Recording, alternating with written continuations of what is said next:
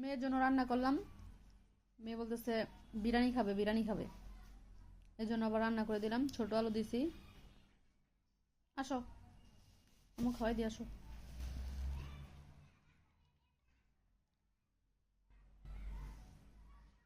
কেমন হয়েছে খাই বলো।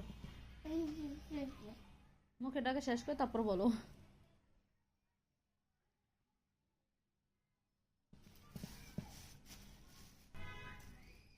বাচ্চারা আবদার করলে আসলে যখন আবদারটা না পূরণ করা যায় তখন কিন্তু মাদেরই কষ্ট লাগে।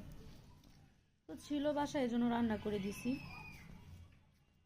যেহেতু খাইতে চাইছে, আবার আমি এত বেশি খেলনা টেলনা কিনার আবদার করলে আমি আবার এত পূরণ করি না। ওইটা ওর বাবা বেশি করে, মানে যা বলবে তাই। কিন্তু আমার কাছে এত আবদার করে ইয়া পায় না।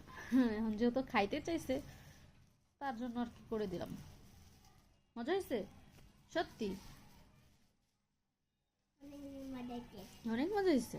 আচ্ছা নাও খেয়ে নাও, আসো।